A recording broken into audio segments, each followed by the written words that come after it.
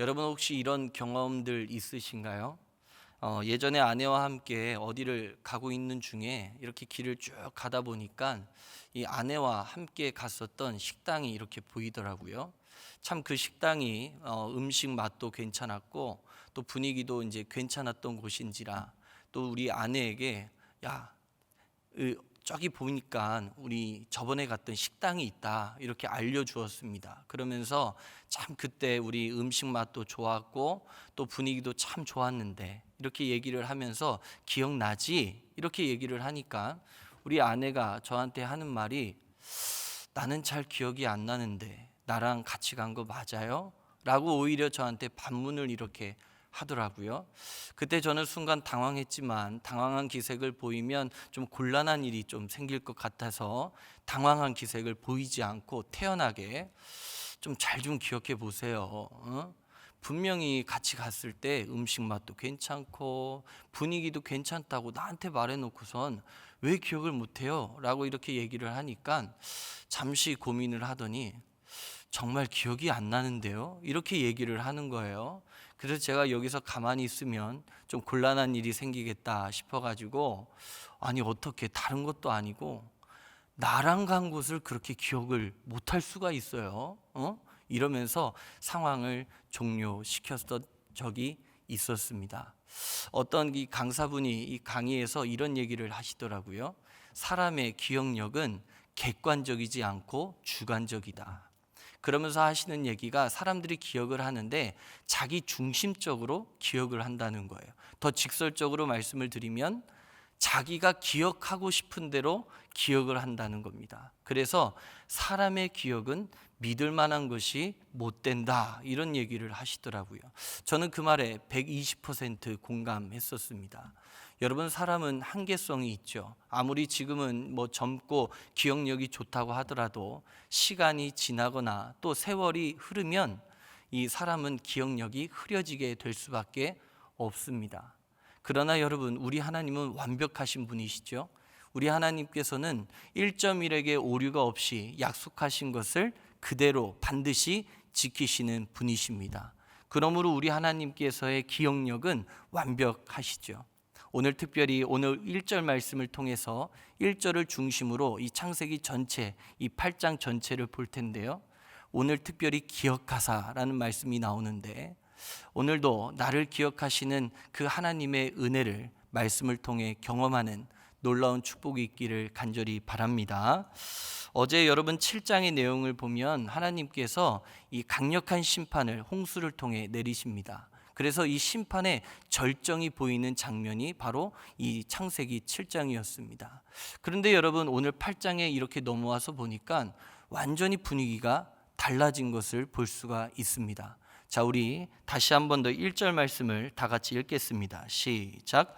하나님이 노아와 그와 함께 방주에 있는 모든 들짐승과 가축을 기억하사 하나님이 바람을 땅 위에 불게 하심에 물이 줄어들었고. 아멘. 여러분 한글 성경에서는 이 번역이 안 됐지만 원문을 보게 되면 1절은 그러나라는 접속사로 시작을 합니다. 그래서 영어 성경에서는 but으로 번역을 해놨는데요. 이 그러나라는 접속사를 통해서 이 7장과 이 8장의 내용이 정반대가 된다는 것을 우리에게 알려주는 것이죠. 그래서 마치 이 7장의 분위기를 계절로 좀 표현을 하자면 겨울과 같습니다. 그러나 여러분 8장의 분위기는 봄과 같은 분위기예요. 그래서 여러분 7장에서는 그 하나님의 심판이 막 절정을 향해서 막 달려가는데 이 8장에서는 그 긍휼하심과 인자하심이 풍성하신 그 하나님의 그 구원의 은혜가 펼쳐지게 되는 것을 볼 수가 있습니다. 여러분 특별히 홍수 이야기를 통해서 우리가 기억해야 될 것이 있다면 바로 이 홍수 이야기의 모든 주도권은 사람이 아니라 하나님이 쥐고 계신다는 점이죠. 그 중에서도 오늘 본문인 창세기 8장 1절은 이 홍수 이야기의 중심이 되는 말씀이기도 합니다. 또 하나는 이 창세기 8장 1절의 말씀은 홍수 이야기에서 심판과 구원의 전환점을 알려주는 말씀이기도 하죠. 그래서 여러분, 이 심판과 구원의 전환점에서도 우리가 변함없이 기억하고 나가야 되는 것은 뭐냐면, 바로 심판과 구원이 전환되는 이 모든 것들은 바로 사람이 아니라 하나님이 이것을 이루어 가신다라는 점입니다. 그것을 바로 1절에 이 기억하사라는 단어가 우리에게 알려주고 있는 것이죠. 제가 이 기억하사라는 단어에 대해서 좀 자세히 설명을 드릴 텐데요. 그 이유는 무엇이냐면, 이 홍수 이야기에서 이 기억하사라는 단어는요, 별 10개를 표시해야 될 만큼 아주 중요한 이 단어이기 때문입니다. 여러분, 이 기억하다라는 이 단어는 자카르라는 이 히브리어입니다.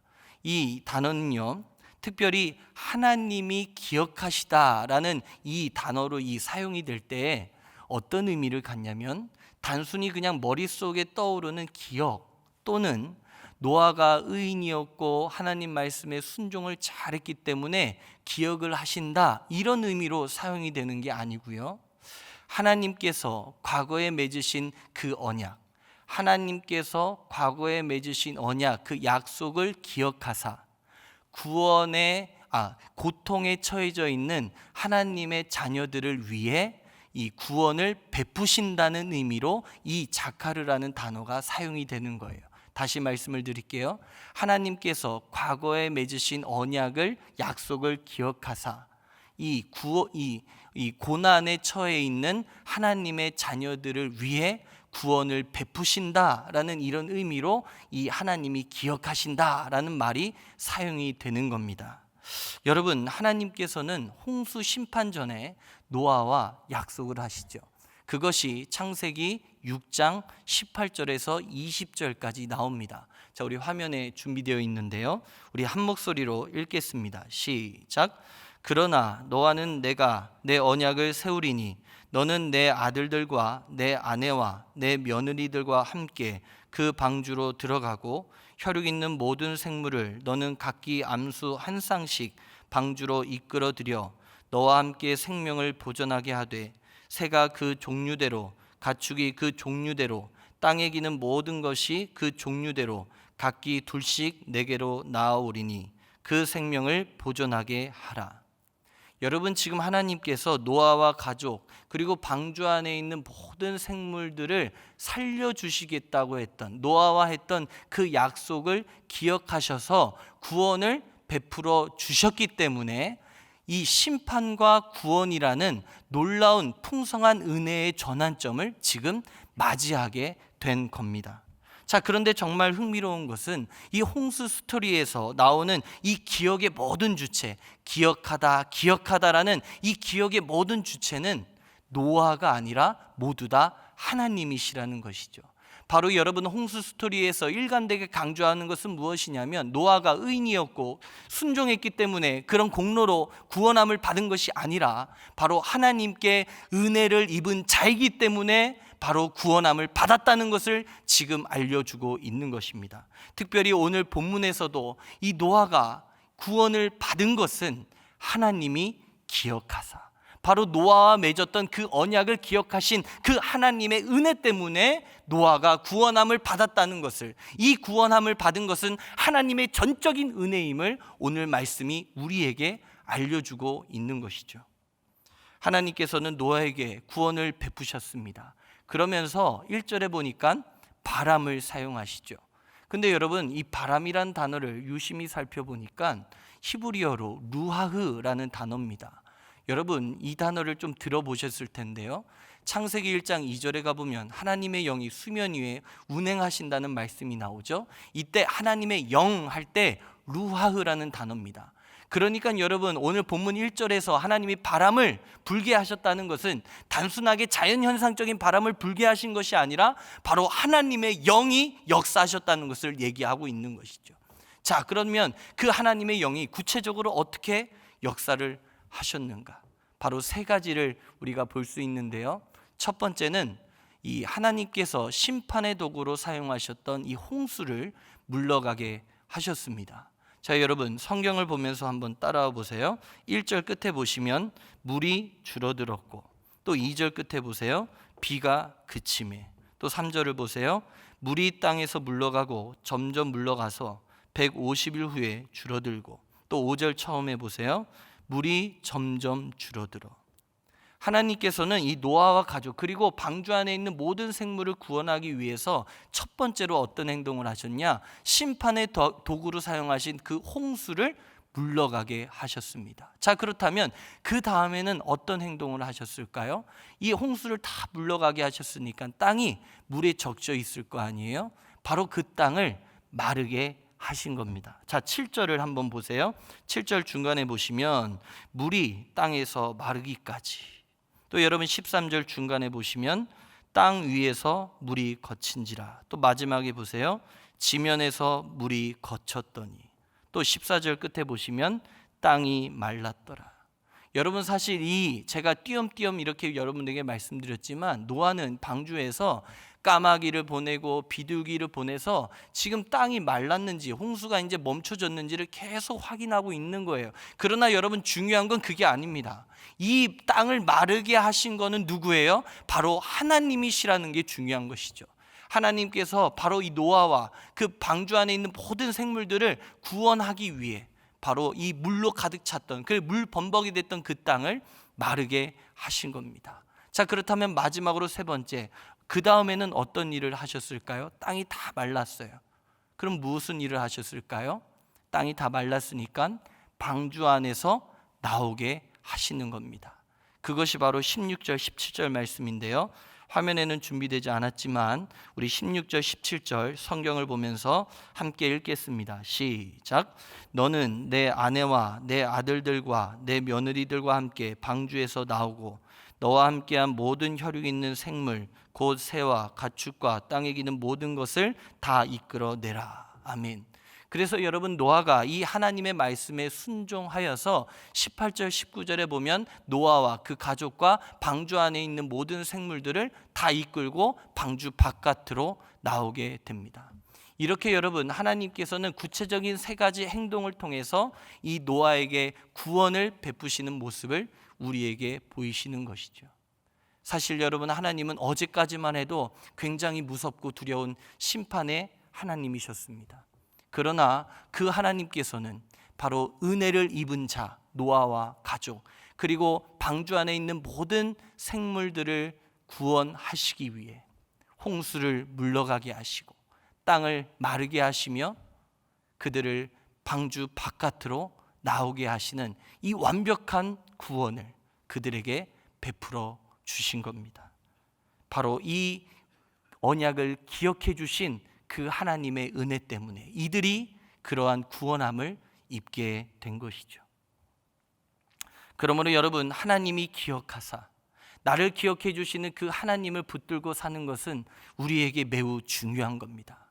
특별히 여러분 우리 그리스도인은 내가 사는 존재들이 아니라 하나님의 은혜로 살게 되어지는 존재들이죠. 그래서 여러분 우리들의 인생을 능동태 인생이라 말하지 않고 수동태 인생이라 말합니다.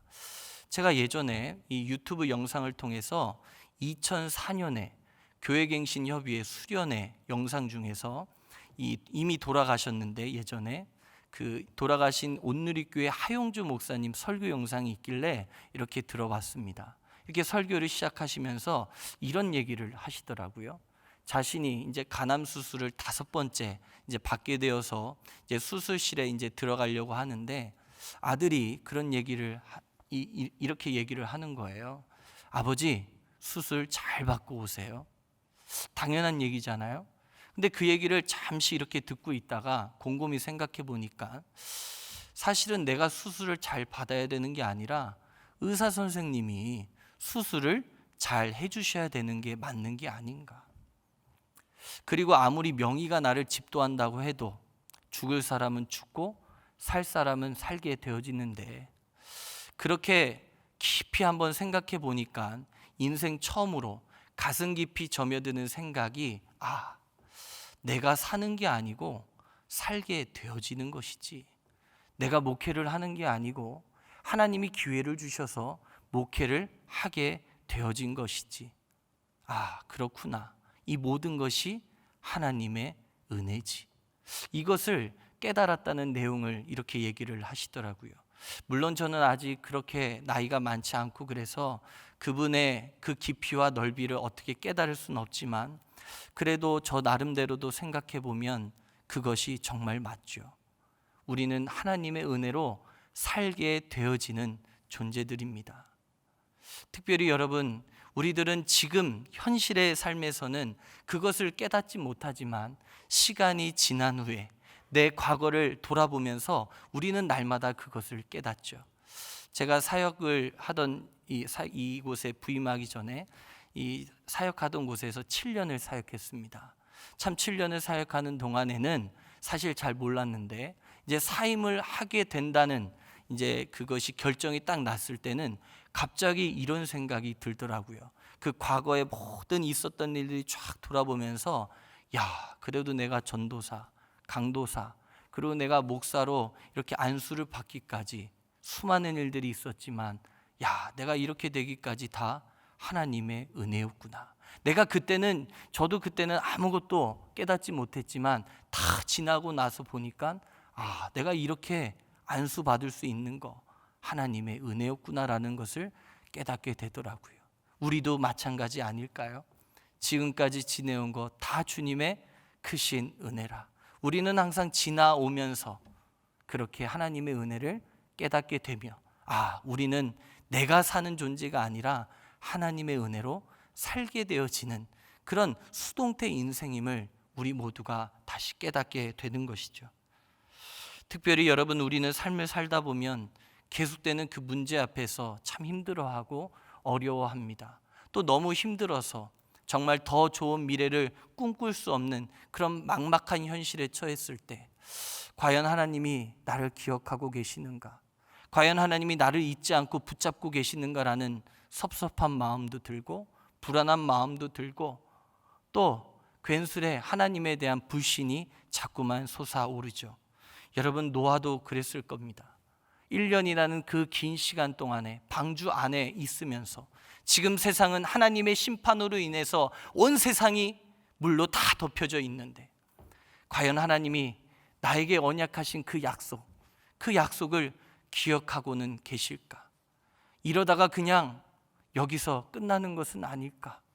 이런 처참한 생각도 했을 겁니다. 그런데 여러분, 참으로 놀라운 것은 정말로 우리의 삶이 힘들고 지칠 정도로, 그리고 참 우리의 삶이 녹록지 않다라고 말할 수밖에 없는 처참한 현실일지라도, 정말 놀라운 것은 우리가 그럼에도 불구하고 지금까지 살아내고 있다는 겁니다. 버텨내고 있다는 것이죠. 그렇다면 어떻게 우리가 그렇게 버텨낼 수 있었을까요? 내가 인내력이 강해서일까요? 내가 뭔가 믿음이 좋아서 그럴까요? 그렇지가 않죠. 바로 나를 변함없이 기억해 주시는 그 하나님의 은혜 때문에, 그 은혜 때문에 내가 지금까지 살아가고 있는 것이죠. 노아도 마찬가지입니다. 1년이라는 그 긴 시간 동안에 둥둥 떠다니는 그 배 안에서 얼마나 두려워했겠어요. 그러나 그 노아가 하나님께서 그 언약을 기억하사, 하나님께서 그 언약을 기억하신 그 은혜 때문에 바로 방주 밖으로 안전하게 나오는 완벽한 구원의 은혜를 누리게 된 것이죠. 여러분, 결국 저와 여러분도 그것 때문에 살아가고 있는 겁니다. 여러분, 아브라함도 요셉도 그 기억해 주시는 하나님의 은혜를 경험했던 믿음의 선진들입니다. 여러분, 아브라함이 창세기 19장 29절에 보니까요, 우리 말씀이 준비되어 있는데 우리 함께 읽겠습니다. 시작. 하나님이 그 지역의 성을 멸하실 때, 곧 롯이 거주하는 성을 엎으실 때에 하나님이 아브라함을 생각하사 롯을 그 엎으시는 중에서 내보내셨더라. 아멘. 여러분, 여기 생각하사라는 말이 나오는데 이게 자카르입니다. 여러분, 지금 소돔과 고모라가 멸망당하는데 롯이 구원함을 지금 받았습니다. 롯이 하나님께서 기뻐하시는 자라서 구원함을 받았을까요? 그렇지가 않아요.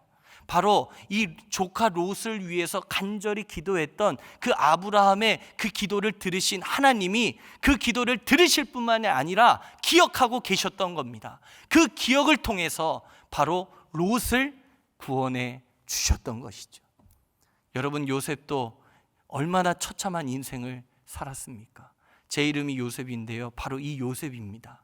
근데 저는 이 요셉의 스토리를 보면서요, 너무 참 이게 삶일까? 라는 생각이 들기도 하고, 또 한편으로는 이런 처참한 인생을 살면서도 불평 한 번 안 하는 그 요셉을 보면서 과연 이게 사람인가? 라는 생각도 하게 됩니다.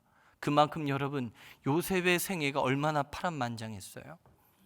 감옥에 갇혀서 억울한 누명으로 그렇게 있는 상황 속에 떡 굽는 관원장과 술 맡은 관원장의 꿈을 해석해 줍니다. 그리고 감옥에 나가면 자신을 기억해 달라고 부탁하죠. 그리고 밖에 나간 사람들이 자신을 기억해 줄 줄 알았는데 너무나도 한순간에 자신을 잊어버립니다. 그렇게 절망적인 상황에 있을 때, 모든 사람들이 요셉이라는 그 한 사람을 잊었을 때, 그 요셉을 잊지 않는 한 분이 계셨습니다. 그분이 바로 하나님이셨습니다. 하나님께서는 그 어린 시절 꿈을 통해 알려주신 그 언약의 말씀대로 그 요셉을 변함없이 기억하셔서 그를 그 역사의 무대 중심부에 이끌어내신 그 은혜를 요셉이 경험하게 되었던 것이죠. 그렇게 여러분, 하나님께서 기억하신다는 이 말씀은 우리에게 매우 큰 위로를 주는 말씀입니다. 여러분, 하나님은요, 우리를 절대로 잊지 않은 분이신 줄 여러분 믿으시기 바랍니다. 그래서 여러분, 이사야 49장 15절 말씀에 보니까 우리 함께 읽겠습니다. 시작. 여인이 어찌 그 전 먹는 자식을 잊겠으며 자기 태에서 난 아들을 긍휼히 여기지 않겠느냐. 그들은 혹시 잊을지라도 나는 너를 잊지 아니할 것이라. 아멘. 여러분, 엄마가 어떻게 자식을 잊을 수가 있겠어요? 그러나 사람은 연약하기에 혹시나 잊을지라도 누구는 절대로 잊지 않으신데요, 하나님께서는 절대로 우리를 잊지 않겠다 말씀해 주시고 있는 겁니다. 여러분, 오히려 우리가 하나님을 잊고 살 때가 너무 많잖아요. 하나님을 늘 의지하고 하나님의 말씀에 늘 순종하며 살아야 된다라고 늘 말씀을 대하며 이렇게 있지만, 이 바쁜 일정 속에 나도 모르게 하나님을 잊고 살 때가 너무 많아요. 그리고 때로는 하나님이 없는 것처럼, 마치 사사시대에 자기 소견에 옳은 대로 막 행하며 살았던 그때처럼 그렇게 살았던 그때도 너무나 많이 있죠. 그러나 여러분, 하나님은 절대로 우리를 잊지 않으십니다. 오히려 우리는 하나님을 잊는 연약성을 우리가 갖고 있는 것이죠. 이러한 것을 잘 보여주는 것이 탕자의 비유입니다. 여러분, 둘째 아들이 아버지에게 무례하게, 살아계신 아버지에게 유산을 달라고 합니다. 근데 그 아버지는요, 마음도 좋으셔요. 유산을 줘요. 그리고 그 유산을 받은 그 둘째 아들은 허랑방탕하게 돈을 펑펑 써가면서 지냅니다. 그리고 돈이 다 떨어졌을 때, 모든 사람들이 다 떠나갔을 때, 이제 폐인이 된 그때 내가 잘못 살았구나, 내가 이렇게 하면 안 되는구나, 이렇게 깨닫게 되죠. 여러분, 그런데 자세히 보세요. 과연 이 둘째 아들이 깨달은 것 때문에 회복이 될 수 있었던 걸까요? 그렇지가 않습니다. 비록 그 무례한 아들을 떠나보냈지만 그럼에도 불구하고 그 둘째 아들을 변함없이 잊지 않고 기억하고 있었던 그 아버지, 그 아버지 때문에 둘째 아들이 회복될 수 있었던 겁니다. 그 아버지가 여전히 나에게 무례한 행동을 했다 할지라도 그 둘째 아들은 여전히 나의 아들이고 그 아들이 나의 아들임을 기억하고 있기 때문에 바로 둘째 아들이 회개를 할 수 있었던 것이고, 둘째 아들이 멀리 떠났어도 돌아올 집이 있었던 것이죠. 바로 둘째 아들을 기억하고 계셨던 그 아버지, 바로 그 아버지 하나님, 그 아버지 하나님의 그 은혜 때문에 우리도 녹록지 않은 삶을 살고 있음에도 불구하고 여전히 살아가게 되는 것입니다. 그렇기 때문에 녹록지 않는 일상을 살아가는 우리들에게 나를 기억해 주신다는 이 하나님의 메시지는 큰 위로가 됩니다. 그러므로 우리가 오늘 이 말씀을 통해서 강력하게 붙잡아야 될 것은 하나님이 기억하사, 바로 나를 기억해 주시는 그 하나님의 은혜입니다. 노아와 약속하신 것을 기억하사 노아를 구원하기 위해서 그 노아를 구원의 길로 이끄신 그 하나님의 열심, 그 열심은 바로 노아뿐만이 아니라 지금 이 말씀을 대면하고 있는 저와 여러분에게도 동일하게 주어지는 말씀임을 여러분 믿으시기를 바랍니다. 그래서 여러분, 하나님이 기억하사, 지금 삶이 어렵고 설명하기 어려운 그런 문제들로 둘러싸여 있나요? 마치 기약 없이 물 위에 둥둥 떠다니는 그 배처럼 내 미래에 대해서 가늠할 수 없는, 좋은 것을 기대할 수 없는 그런 처참한 상황에 놓여 계십니까? 그럼에도 불구하고 여러분, 두려워하지 마시기 바랍니다. 왜냐하면 우리의 인생은, 나의 인생은 나를 기억해 주시는 그 하나님의 은혜 안에 있기 때문입니다. 바쁘고 정신없이 살다 보면 나는 하나님을 잊을 수 있어도 하나님께서는 절대로 우리를 잊지 않으십니다. 로마서 5장 8절인데요, 우리 다 같이 한번 읽겠습니다. 시작. 우리가 아직 죄인 되었을 때 그리스도께서 우리를 위하여 죽으심으로 하나님께서 우리에 대한 자기의 사랑을 확증하셨느니라. 아멘. 여러분, 이렇게 우리를 사랑하시는 하나님, 우리를 너무나 사랑하기에 자기의 아들 예수 그리스도를 십자가에 내놓으시면서까지도 우리에게 자기가 사랑한다는 것을 보여주고 싶어 하실 정도로 이렇게 사랑하시는 하나님이시기에 우리를 절대로 잊지 않으시는 겁니다. 그러므로 우리는 하나님께 절대로 잊혀질 수 없는 존재임을 여러분 기억할 수 있기를 바랍니다. 그러니 여러분, 힘들어도 절대로 포기하지 마십시오. 나를 기억해 주시는 그 하나님의 은혜가, 그 하나님의 은혜 속에 내 인생이 있음을 믿는다면, 설령 지금 내 삶에 문제가 있고 아픔이 있고 상처가 있고 절망이 있다 할지라도 그것이 문제로, 상처로, 아픔으로, 절망으로 끝나지 않는 줄 믿습니다. 오히려 그 은혜 때문에 문제는 해결되고 아픔은 치료되고 상처는 치유되며 절망은 소망으로 바뀌게 되는 놀라운 회복을 경험하게 될 줄로 믿습니다. 그것은 우리의 의지 때문에 그런 것이 아닙니다. 바로 여전히 나를 변치 않고 기억해 주시는 하나님의 은혜 때문입니다. 노아와 약속하신 것을 기억하사 노아와 그 가족들, 그리고 방주에 탄 모든 생물들을 구원하여 주신 그 하나님의 은혜, 이 하나님이 우리의 하나님이십니다. 그러니 우리의 삶에도 그 하나님은 동일하게 역사해 주십니다. 오늘 이 시간 우리에게 주는 메시지는 분명합니다. 나를 기억해 주시는 그 하나님의 은혜, 이 은혜를 붙잡으라는 겁니다.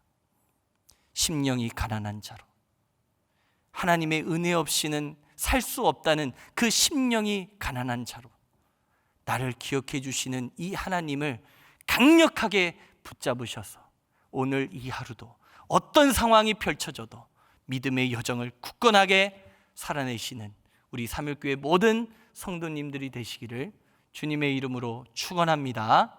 우리 다 같이 기도하겠습니다.